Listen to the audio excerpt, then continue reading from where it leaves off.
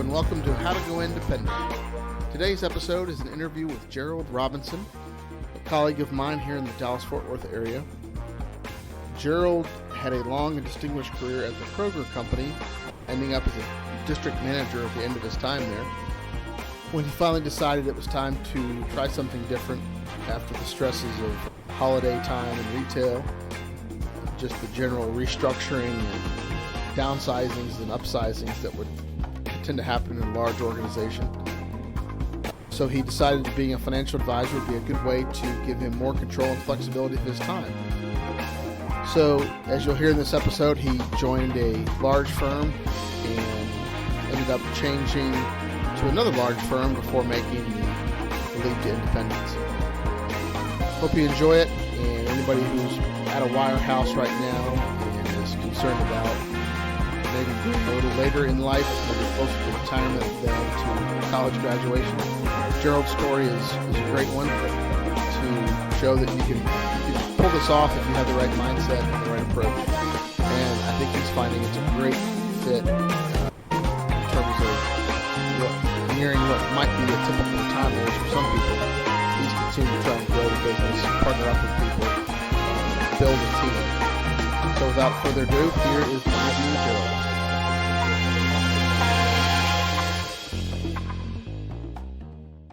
Today I'm talking to Gerald Robinson, my business partner and longtime financial advisor, CFP, and a former retail grocery executive. So Gerald, thanks for joining me. Glad to be here.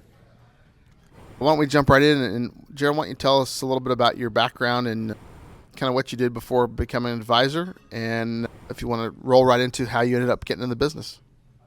Yeah, I graduated from college, and my degree was in financial statistics, but I continued to work for Kroger right after I graduated and spent a 28-year career with Kroger, was a district manager for them, and in late 98 we had one of those restructurings. I decided to get out of retail and go back to my roots in financial services, and began my financial service career in 1999. What drew you into the industry? What made you choose that? Well, and retail has been a very demanding business, and I decided I wanted to go into a business that I had some control over my own schedule and some control over my ability to be involved in the community, which I've since been very heavily involved and currently heavily involved with Rotary International. Very good. And tell us a little bit about kind of how you end up in the industry, what firm and sort of the path up until you started to look at the independent space. Well, I hired in with a company called Payne Weber after looking at a number of companies because the manager took a personal interest in me and I thought I would get the best training there. After going to New York, New Jersey and doing all my training and stuff and getting back, naturally the manager got fired after about 4 months. I was at Payne Weber, which got bought by UBS for 2 years, and we had 5 different managers during that time. They were very broker-oriented at the time, even though they'd just started their fee-based business. In fact, by the time I left after 2 years, I was the number one fee-based person there. The manager of the Merrill Lynch office got a hold of me in 2002, and I moved over to Merrill Lynch at that time. Jeff Markham, he is still a regional manager with Merrill, good guy, and went there and thought that would be my final move. Began working on my CFP and building my practice, and things were rolling along at Mother Merrill up until about 2007, when it became apparent that problems with Merrill that I don't think were just Merrill's alone. I think they were wirehouse-wide, began to surface, and regarding a number of issues, auction rate preferreds, and especially the involvement with the subprime mortgage mess. By 2007, I'd made the decision that I was going to begin to look at other alternatives, and that's as I looked around, even though I could go to Morgan Stanley or several other places, other wirehouses, I decided the independent route was the best place and began to make those decisions. Going into 2008, I was still completing my final courses for my CFP. And how did the you remember the time when you kind of had made that final decision? Sounds like it was very gradual, but in terms of hey, I'm definitely leaving. Do you remember kind of how that went down, and how long before you got to the trigger point and making the move? Well, I guess there were a number of catalysts. Now, number one was just the whole being tired of the wirehouse driven mentality. The second one thing was Merrill was trying to create these large corner partnership type deals where they wanted people to become salaried, and they'd take over their book, and they could, because of the way Merrill was structured, they could make a lot more money doing that and then pay me more than I was making then. But I thought that was pretty stupid to even consider. And why'd you think that? Well, because it was my relationships, my clients. I'd built in my entire time 10 years of building this relationship, and why would I want to give that up to somebody else just so I could make a little bit more money? So you mean like double the money, or no, like 2% more, 4% more? Well, probably 15-20% more than I was making then. But by then I'd already began to explore the independent options of what I was going to be making versus what I would make, and I'd already came to the realization only if I moved 50% of my book, I was going to be making more money than I was making working for Merrill. So it was an easy decision to tell them thanks but no thanks and proceed. Yeah, it's amazing what the economics look like when you really dig into them. Do you remember how many different kind of options you seriously considered in terms of independent firms? I looked at 4 overall independent firms and 2 very seriously, and actually to the point of interviewing advisors that were associated with those particular firms. And when you got to those last 2, did you feel like either would be a good option, or was one kind of more seemed like a better fit than the other? Or what kind of criteria did you use to get down to that final decision? I thought either or would end up being a decent option, but one firm just stood out above the rest as far as I'm concerned, and every communication I'd had with them. And in fact, I guess one of the advisors I talked with had worked for both firms, and she kind of convinced me that the firm that I was most seriously considering going independent with was by far the best one to do, and I'm still with that firm. Very good. So that would have been early in 2009, you said? Yes. Yep. And then when you got kind of made that move, I know it's a hectic time.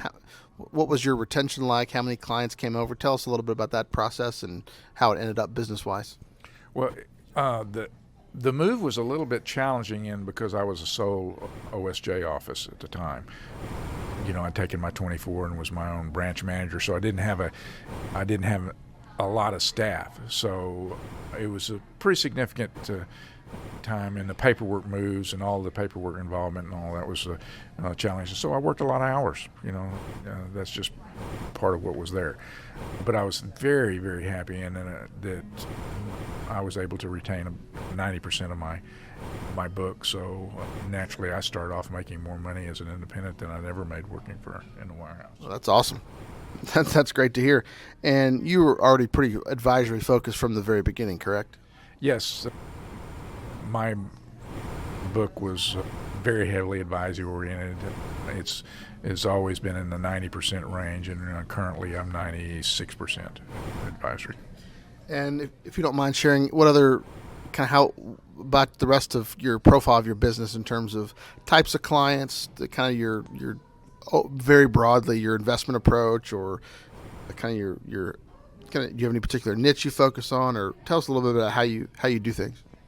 Well, I guess I have a great cross section of clients. Currently, it didn't start out that way. I started out with a lot of the 50 to 65 pre-retiree group, the rollovers. That's how the larger part of my book built. But then I am very financial planning focused. And after you've been in this business for now 17 years, if you're doing your clients right from a financial planning perspective, then you become a generational financial planner. And so my book evolved up to assisting with some parents, and down assisting with kids, and then now even into grandkids that are beginning to build. So it's a good cross section of that. From an investment perspective, I moved into a advisory channel where I make the decisions and do the research regarding which mutual funds and individual equities and ETFs and those type of things that I use. And I have a process that I've implemented over the course of my career that I utilize to do that. I'm not a buy and holder.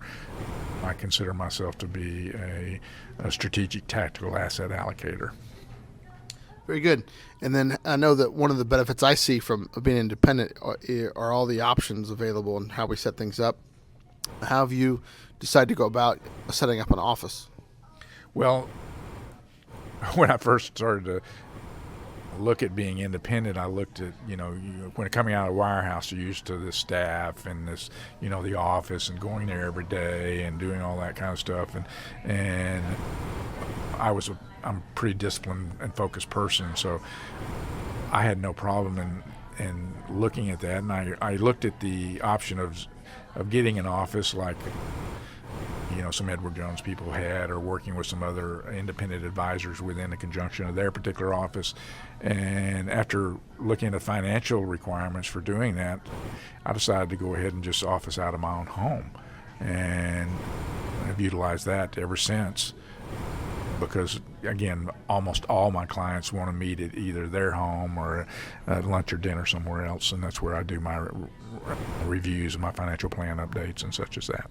Very good. Do you find any challenges or issues setting up that way? Any pushback or unease from anyone? Any prospects or clients that you've noticed?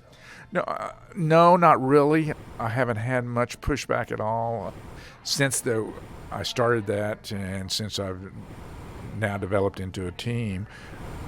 We utilize the resources that are available to us as far as where we can have conference rooms that we can rent by the hour, and I can use the chamber conference room because I'm a member of the chamber, and other things that are available to me if I so choose to use them. Rarely do we do that, but it does offer. Sometimes if you're trying to meet with an entire family and they don't want to do it at their home, it does offer that particular option available to us. Yeah, so it's, I think we all find eventually that we can get the resources when we need them, kind of on demand, instead of paying for them 24/7, which is a nice benefit.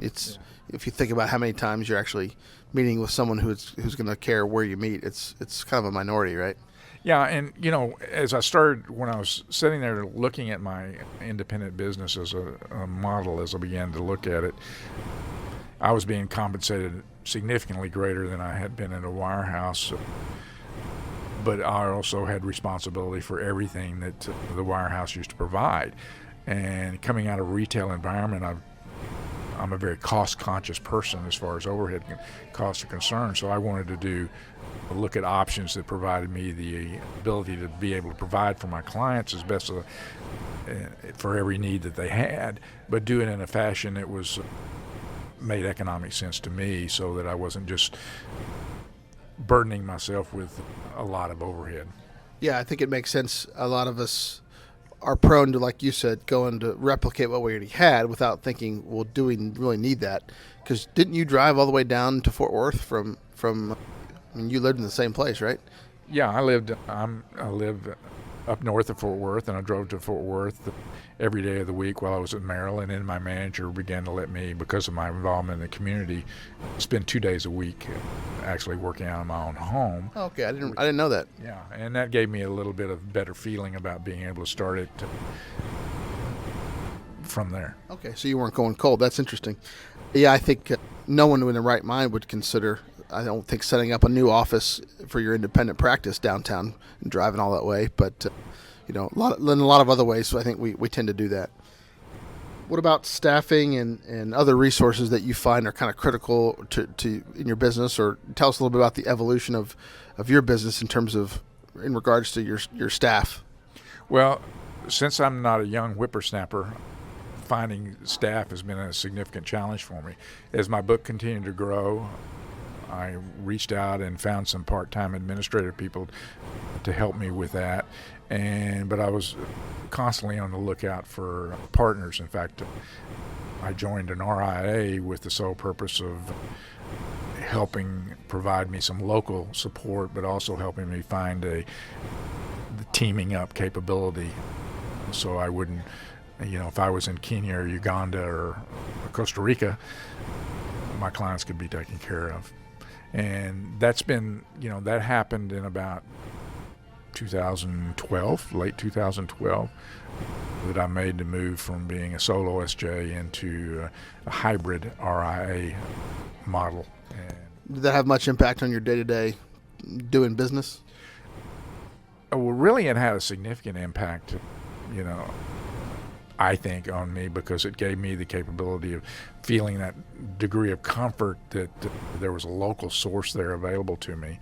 And the structure of the hybrid RIA was a little bit different than my independent provider, in that I was able to household accounts easier in a fee-based manner, and a number of other things that worked, and especially if you're doing generational planning. If you're sitting there and you've got some kids or grandkids that you're trying to do some things with, and you can bring that into the household of the overall at the same fee that you've been utilizing without having to worry about minimum account size. I think that's a significant advantage that the hybrid offered me. Great. Now, I wasn't trying to set you up necessarily to promote to us, but from a day-to-day, in terms of how you did things, you were kind of doing the same thing, right? Yeah, basically. It alleviated some of the compliance responsibilities for me, which was good. I was no longer the solo SJ. I had an OSJ that I worked with, and so I didn't have to worry significantly about that, so I could focus more on client relationships and building my book. Gotcha. Yeah, I think there's a lot of different network options in terms of plugging into some sort of infrastructure, but I think a lot of us get nervous, me included, that you would lose some sort of flexibility or freedom or independence. And the more I have investigated not just what we do, but what a lot of other people do, that's definitely not the case. And I think that's something that I would encourage anyone that's thinking about the move you made from a wirehouse. A lot of good options to get service providers, basically, and take a lot off your plate for a small cut. Would you kind of agree with that? Yeah, I think I totally agree with that. And I was sitting there trying to find partners, and I went and talked to the recruiter for the independent firm that I ended up using as my broker-dealer that had helped bring me over. And he explained to me that no one does that anymore. It comes out as a sole OSJ trying to run a sole practice, because it just doesn't make economic sense for them or for their firm. And you look at the hybrid route, and it's been a very good move on my part to do that. Great. Anything else about running the business that you found either in the old arrangement or now with your new kind of infrastructure you've added, in terms of takes you away from what advisors think of as their core competency of just working with clients? And the reason I ask is, I hear a common concern that I don't want to run a business, and I always think, well, turning a computer on is not that hard, or, setting up a phone system, but, it's the unknown. So any comments on how much time and energy you've spent over the years on that sort of thing that's kind of not core to our financial planning? Well, being going independent and being a sole practitioner, I found I had to run my own business, and so I had all the complications with nobody to bounce ideas off of or whatever. Now that I'm part of a team concept, it's worked out where my partner and I discuss all the elements of the team and who's on the team, and it in fact makes it much easier. Again, I came from a professional management background, so it's, I think I offer insight into some things that can happen, but I certainly value the team and the insights I get from everybody else, and it's given me more freedom to be able to pursue the things that both professionally and in the community that I want to be able to do. Great. Great. Yeah, that's what most people end up experiencing, and the big thing we hear, especially from advisors who have done this their whole career, is, we wish we had done this sooner. I wish I'd done this sooner type thing. Are there any other costs or big issues if you were talking to yourself, say, 7 years ago now? I guess you just hit an anniversary, right? When did you come over? Do you remember what day? Yeah, March 30th is the day that I went independent of 2009. Hey, isn't that today? Yeah, that's a matter of fact. It is. Anniversary. Happy anniversary. That's right. Cool. 7 years. 7 years as an independent and 17 years in the business. If I had to look back and change anything regarding my career and what's happened, I probably would have left the retail 5 years earlier. My timing wasn't great as far as market conditions and everything else, trying to build and start a practice. So I would have liked to have left 5 years earlier, and I probably would have gone independent maybe 10 years earlier, because it's, I spent 10 years in the wirehouse type format, and looking back on it now, I think I could have built my business and my practice and my skills had I been able to do that all in 5 years instead of 10 years. Gotcha. Yeah, I think there's definitely some value, especially when we're brand new. I know I was a lot younger coming into the business, but learning and having that brand name behind us is worth something. I think that's, for most of us, that's true. But yeah, it doesn't take long if you're really learning and researching and soaking up what you can and learning from your work with clients, that eventually people certainly, they buy us, not the bull on the card, right? Absolutely sure. I mean, the relationships are your own. It's having changed from, it started out with Payne Weber, and then the paperwork changed to UBS through no fault of my own, and then I moved to Merrill, and the paperwork was Merrill, and then it changed to the Independence name that's on there, and now the Independent name is still there in small print, but it's the name of my own firm that's at the forefront. Speaking of which, why don't you tell us where people can find you and kind of talk about your firm a little bit? Okay, the name of my firm is, that my partner and I run, is Light Force Financial. We operate here in the DFW Metroplex a lot, and my office is in Flower Mound, so I handle a lot of the Denton County areas, and my partner's office is in Tarrant County and handles a lot of that area in South. And then my hybrids office is actually in Dallas, so we've got kind of the Metroplex's 3 major counties covered there. Should I say my email or what? Sure. Private email or? No. Well, why don't you give us your phone number if anyone wants to reach out to you? That might be a good way. If people are looking at going independent and kind of want to hear from someone that's done it, that might be a good way to reach you. Yeah, let me give you my office number for Light Force. It's 817-717-4400. Great. Gerald, appreciate the time, and I think people will find this useful, especially if they're, career changers and or at the wirehouse looking to make a change. We really appreciate your time and telling your story. Thank you.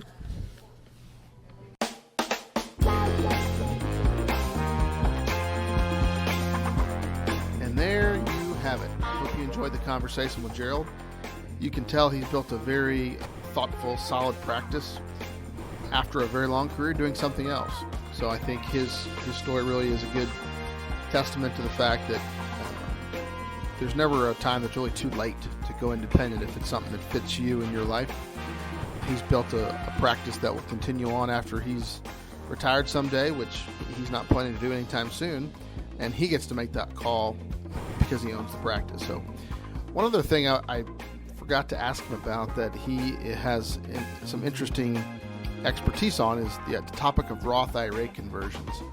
He has done a tremendous amount of those, and he's a very strong proponent of the benefits. So if you ever have questions about the mechanics of how to do a Roth IRA conversion or why you would want to do it and some tactics and strategies around that, I'd recommend reaching out to Gerald. He's a great resource.